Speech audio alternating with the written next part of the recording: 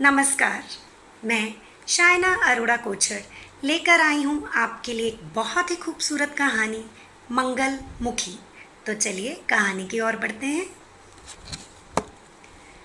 ताली बजाना किसे पसंद नहीं। जन्मदिन पर जैसे ही केक कटता है तालियां शुरू। शादी पर दूल्हा और दुल्हन एक दूसरे के गले में जैसे ही जयमाला डालते हैं सारे पंडाल में तालियां गूंज उठती हैं। किसी भी भाषण के बाद तालियां ना बजे ये नामुमकिन है। कोई चाहे परीक्षा में प्रथम आए, चाहे रेस में, चाहे किसी भी प्रतियोगिता में, उसे सबसे पहली वाहवाही तालियों से ही मिलती है। क्लैपिंग थेरेपी को तो बहुत अच्छी एक्सरसाइज भी माना गया है। हम सबका ताली बजाने का ढंग काफ़ी हद तक एक जैसा है। शायद मैंने कुछ गलत कहा। मैं उस खास ताली के बारे में भूल रही हूँ जिसका अंदाज अलग है। वो ताली जो हम सबके घर में कभी ना कभी ज़रूर बजती है।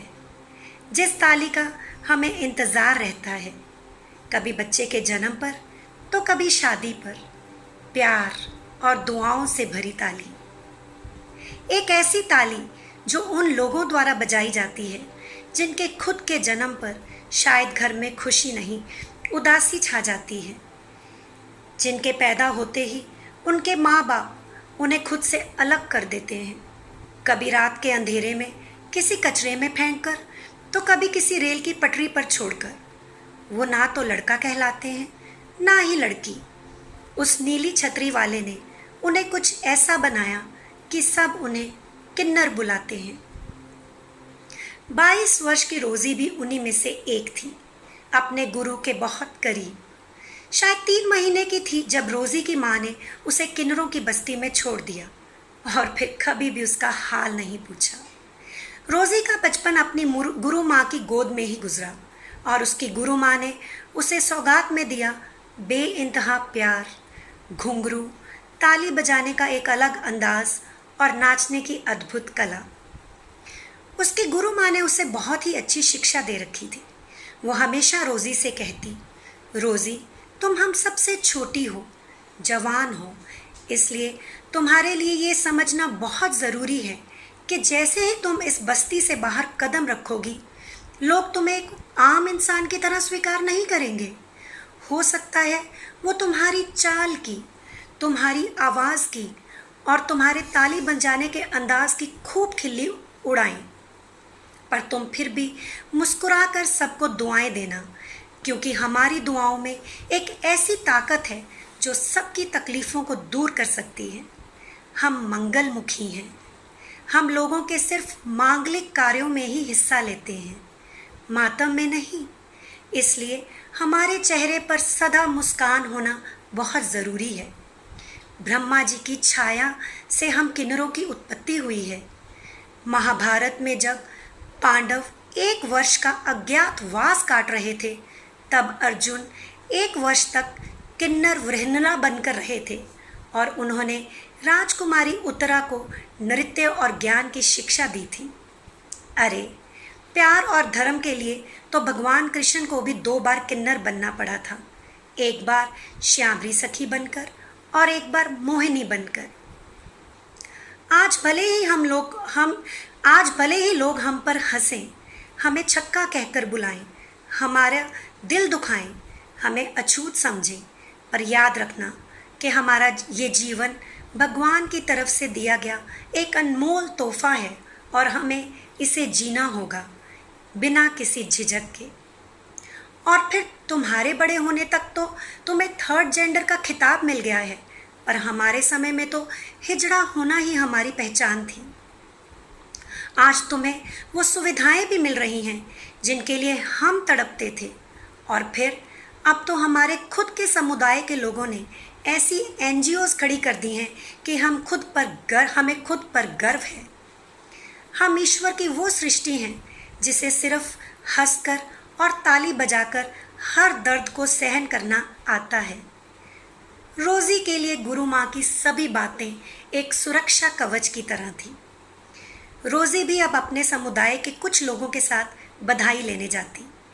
किन्नरों की आवाज़ और ताली में इतना आकर्षण होता है कि जैसे ही वो किसी भी घर में पहुंचते हैं, आसपास के सभी लोगों में महफिल लग जाती है। रोज़ी भी घर वालों के साथ खूब हंसी मजाक करती, फिर बधाई लेने के लिए गाती और नाचती। ना जी ना, मैं तो पूरे 20,000 ही लेकर जाऊंगी। इतनी खूबसूरत जोड़ी, भगवान इन्हें हमेशा खुश रखे, कभी किसी की नज़र ना लगे। लाओ आंटी जी, 20,000, साथ में सोने की अंगूठी और रेशमी सूट। ठीक है, पहले एक और बधाई तो गा, दूल्हा दुल्हन को भी अपने साथ नचा। रोज़ी दूल्हा दुल्हन के साथ इस तरह नाचती मानो पूरी कायनात उन्हें दुआएं दे रही हो। कुछ दिन बाद रोज़ी फिर से अपने समूह और गुरु माँ के साथ बधाई लेने निकली। घर का आंगन गुब्बारों और फूलों से सजा हुआ था और एक नन्हा सा प्यारा सा मुन्ना अपनी माँ की गोद में सो रहा था। मुन्ने को देखते ही रोज़ी और गुरु माँ ने बधाई गानी शुरू कर दी। तभी मुन्ना की दादी पुष्पा देवी अंदर से मिठाई लेकर आई और सबका मुंह मीठा करवाया। फिर मुन्ना के दादा ने सबके लिए चाय लाने को कहा। दादी फिर से रसोई में चाय लेने चली गई। रोज़ी सबके साथ हंसी मजाक कर रही थी और मुन्ना को गोद में लेकर नाच रही थी। तभी गुरु माँ चुपचाप मुन्ना की दादी के पास रसोई में गई और बोली, दीदी पहचाना मुझे? मुन्ना की दादी के पाँव के नीचे से ज़मीन निकल गई। वो एकदम से घबरा गई।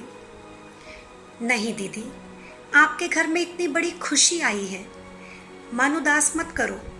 बस मुझसे रहा नहीं गया, इसलिए बताने चली आई। बाहर जो रोज़ी आपके मुन्ना को गोद में लेकर नाच रही है और बधाई गा रही है, वो वही बच्चा है जिसे आप 22 वर्ष पहले मेरे हवाले करके गई थी।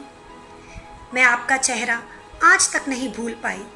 उस वक्त आपके चेहरे पर जो उदासी, जो दर्द और जो बेबसी थी, उसे कौन भुला सकता है। आपकी जगह कोई भी माँ होती तो शायद यही करती। समाज और परिवार के दबाव में आकर हर किन्नर की माँ को यही फैसला लेना पड़ता है। और फिर हम किन्नर हैं ना एक दूसरे का सहारा। हमारा समुदाय ही अपने आप में एक परिवार है, जिसमें कोई भेदभाव नहीं, कोई ईर्ष्या नहीं है, तो बस एक दूसरे के लिए सहानुभूति।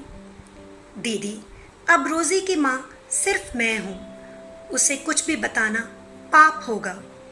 चलिए एक बार बाहर जाकर उसे जी भर कर देख लीजिए, आपको यकीन हो जाएगा कि मैंने उसे कितना खुश रखा है। पुष्पा देवी ने जब बाहर जाकर देखा तो उसका सारा परिवार आज रोज़ी के साथ नाच रहा था। रोज़ी के पिता और भाई को ये एहसास बिल्कुल ना था कि आज वो वही बच्चे के साथ नाच रहे हैं जिसे उन्होंने 22 वर्ष पहले घर से बाहर निकाल दिया था। और रोज़ी तो कभी सपने में भी नहीं सोच सकती थी कि आज वो अपने खुद के आंगन में नाच रही थी।